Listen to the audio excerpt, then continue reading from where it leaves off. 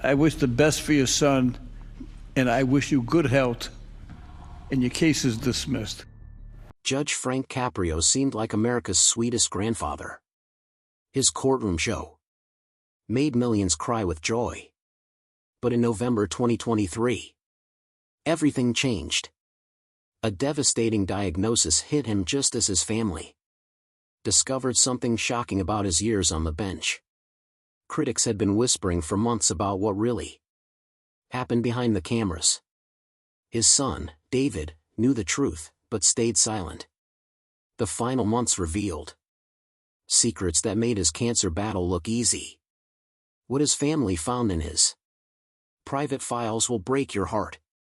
He was born on November 24, 1936 in a freezing tenement on Federal Hill in Providence, Rhode Island. They called it a cold water flat because there was no hot running water.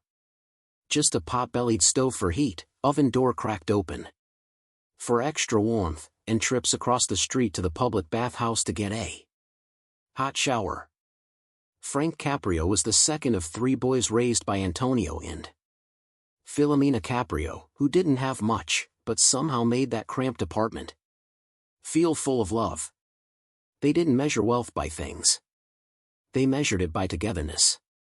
That warmth held the family close through bitter winters and harder days. His father, Antonio, came from Taino, Italy with a 7th grade education and no money. To keep the family afloat during the Depression, he sold fruit door to door from a wooden cart and delivered milk all over the city. He'd wake Frank and his brother at 4 a.m. to help on the milk route, telling them, "If you don't want to do this forever, stay in school." He refused to stop delivering milk to families with kids, even if they couldn't pay. He just covered the cost himself. And somehow, after years of hard labor, he taught himself psychology and became a published author. His mother, Philomena, born to Neapolitan immigrants, was the quiet hero. She never ate at a restaurant. Never bought herself a dress unless it was absolutely necessary. She skipped prenatal care just to save a few dollars. Yet, she was known across the neighborhood for helping others, even when they had barely enough for themselves. In 2018, Frank named his charitable foundation after her, the Philomena Fund, to honor that spirit of giving. At age 10, Frank Caprio started shining shoes on the sidewalks of Federal Hill. For nickels and dimes, he polished the scuffed leather of men who'd lost their jobs, fathers struggling to feed their kids, immigrants who didn't speak English. He listened more than he spoke. Heard stories of pain, pride, and perseverance. He also delivered newspapers before sunrise, even in the snow. No shortcuts. No complaints. He learned early that work wasn't something to escape. It was something that built dignity. By his teenage years, he was juggling 3 jobs: washing dishes in diners, delivering papers, and helping his father deliver milk before dawn. Even with blistered hands and no sleep, he showed up to school and wrestled his way to the Rhode Island State Championship in 1953. At Providence College, he kept the same grind going. He cleaned cars, worked Sunday 2 a.m. shifts assembling newspapers at the Providence Journal, and paid every dollar of tuition himself. He graduated in 1958 with a Bachelor of Science degree. At the ceremony, his father cried. The man who delivered milk in silence watched his son earn what he never could. Frank then started teaching American government at Hope High School. He loved it, but he wanted more. He wanted to practice law, but he couldn't afford to quit teaching. So, he came up with a brutal plan. Every day after school let out at 3:30. He drove 50 m to Suffolk University Law School in Boston. He attended night classes, came back home after 10 p.m., slept a little, and got up again to teach. He did that for 7 years. He finally graduated in 1965 with a law degree, becoming the first professional in his family. While in law school, he worked as a legal clerk in Providence. The files he handled weren't glamorous. Petty theft, parking violations, broken families, people struggling just to live. He read their stories late into the night. Stories that stayed with him. The law wasn't just a system to him. It was a mirror of people's real lives. In 1965, at 28, he opened his own firm, Caprio and Caprio, on the exact land where his mother and aunts had once lived. His sons, Frank Jr. and David, would later join him there along with cousin Anthony. The building wasn't just an office. It was a full-circle moment. But his public life had already begun. In 1962, at just 25, he defeated a powerful longtime incumbent to win a seat on the Providence City Council, representing the same neighborhood where he shined shoes. His speeches were fiery, his energy relentless. During one of his campaigns in 1966, a street brawl broke out between nearly 400 supporters and had to be broken up by 25 policemen. Still, Frank won re-election. He ran for lieutenant governor in 1968, then for attorney general in 1970, earning 43.3% of the vote against a Republican opponent. He didn't win that race. But he wasn't done. Even before his legal career took off, Caprio had already served 8 years in the U.S. Army Reserve and Rhode Island National Guard as part of the 876th Combat Engineer Battalion. He started in 1954 training at Camp Varnum and Fort Indiantown Gap. He credited that service with helping form his moral compass, something that would define him in the courtroom later. He never missed a veterans event, even in his final years battling pancreatic cancer. Through all this, wrestling remained a part of his story. After his 1953 championship win at Central High School, he returned to coach at Hope High, the same school where he taught. He was teaching, coaching, and attending law school at the same time. Wrestling gave him something deeper than strength. It taught him discipline, fairness, and how to keep going when the odds weren't in your favor. He knew what it felt like to start at the bottom. And that's why when people came into his courtroom decades later, broke, scared, ashamed, he didn't see criminals. He saw humans. And he remembered the shoe shiner who used to kneel on cold sidewalks in Providence, listening to stories from people just trying to survive. That boy never left him. At 25, Frank Caprio stunned everyone when he won a seat on the Providence City Council, defeating a long-serving council president in 1962. He wasn't a polished politician. He was just a kid from Federal Hill who believed in listening more than talking. His campaign was rooted in the neighborhood where he grew up, close enough that you could smell the same bakery his mother used to walk by every morning. And when he opened his law office years later in the Caprio building, it stood on the very ground where his mother and aunts once lived, just a few hundred feet from his childhood home.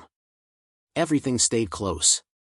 By the time he was 49, he had built a thriving law practice. But then something shifted. In 1985, Mayor Joseph Puino Jr. offered him a seat on the Providence Municipal Court. Frank took it.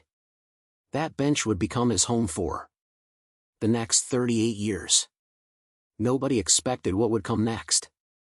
When he was quietly promoted to chief judge around 1990, most assumed he'd run things the old way, but he didn't. He rearranged court schedules so that people didn't have to skip work to fight a parking ticket. He asked questions, real ones, not to trap people, but to understand them. He let people talk. Some broke down, others brought their kids, a woman with cancer, a man sleeping in his car. He didn't rush them. He listened. One of those stories came in November 2020. Tisha Miller showed up in court with her little girl, Jamiah, barely holding it together. She was homeless, living in her car, trying to survive with fibromyalgia while raising her daughter. She had parked where she wasn't allowed because where do you park when you live in your vehicle? Caprio dropped the charges, but then he paused. He said he wanted to do more and he handed her $50 from something called the Philomena Fund. Miller froze. Her eyes filled. Your Honor, you know I don't have $1 to my name. I really thank you for that. I really do. You don't understand. But he did that fund. Philomena. It started small. In 2018, Angie Chesser, a single mother from Indiana, sent in $25 after watching his show Caught in Providence. She asked him to give it to another mother who needed it. Caprio used it to help a woman in crisis. Then more letters came. Then dozens more. $25 from Roberto Jacobs in New Orleans. $50 from David Stone in New York. They gave what they could, trusting Caprio to pass it forward. And he did over and over again. All in the name of his mother, Philomena, who never stopped helping her neighbors, even when they had nothing. He didn't just change one courtroom. He changed the whole tone. In 1992, a college student stood before him, fined $500 for jaywalking while trying to get to a job interview. He was broke. Caprio wiped the fine clean. People called it controversial, but he didn't care. I saw someone trying. He said that case rewrote how people talked about discretion, about kindness and law. The same thing happened in 2005 when an 82-year-old widow explained she'd parked illegally after coming back from her husband's funeral. Her savings were gone. Caprio told her story out loud and dismissed the fine. Sometimes a parking ticket was about more than just parking. By the mid-1990s, he had written a policy few courts had seen before. Every case file now had to include notes on the person's life, job status, health, family struggles. He wasn't just counting offenses. He was searching for the story behind them. One man kept getting speeding tickets. Caprio discovered he was battling alcoholism in secret. Instead of fines, he got him help. Over time, repeat offenses dropped 30%. That shift, seeing people, not just papers, spread to other courts across the country. When the 2010 recession hit, the court overflowed. Jobs disappeared. Bills piled up. Caprio went home every night with 50 new files to read. One man walked 5 miles to court. He had 92 cents to his name. Caprio covered the fine himself and made sure the man got a ride home. In those days, people didn't call him Judge. They called him the people's judge. Back in 1988, long before cameras captured his courtroom, a woman stood before him terrified. She had broken the law. But as she spoke, Caprio saw the bruises in her words. She was being abused. He didn't punish her. He got her help. That became the blueprint. Case after case, year after year, he built something different, something better. In 1995, something strange started happening on late-night public access TV in Providence. It was grainy footage from inside a small courtroom. No actors, no scripts, just Judge Frank Caprio, a steady voice behind the bench, and people from the neighborhood explaining why they ran a red light or parked too close to a hydrant. The man behind the camera was his brother, Joseph. He thought maybe people would watch. Maybe not. Then one night, a guy came in and said he missed a red light. Because aliens abducted him. Nobody blinked. The audience, they lit up. Over 1,000 calls came in. Some laughed. Some were angry. Some questioned whether this was even legal to air. But something about it stuck. By 2000, Caught in Providence had moved from midnight cable to ABC affiliate WLN, where it aired on Saturday nights. A local experiment was turning into something bigger. Then in 2002, the courtroom grew silent as a man named Daniel Murray stood before the judge. He was a single dad fined for parking while buying baby formula. He had 92 cents in his account. He had walked 5 miles from East Providence to be in court. Caprio didn't ask many questions. He quietly reached into his pocket and pulled out $250 from a fund he named after his mother, the Philomena Fund. He paid the fine himself. Then he told Daniel to pay it forward someday. The episode went national. WLN's ratings jumped 50% overnight. Suddenly, it wasn't just a show. It was something else. In 2007, a man appeared, eyes low, voice shaking. He had stolen groceries, not for himself, but for his starving pets. He'd lost his job, was sleeping in his car. He didn't want to eat if his dogs couldn't eat. Caprio didn't lecture him. He gave him community service. No. Fine. The footage came from a hidden camera. It was raw. Viewers cried.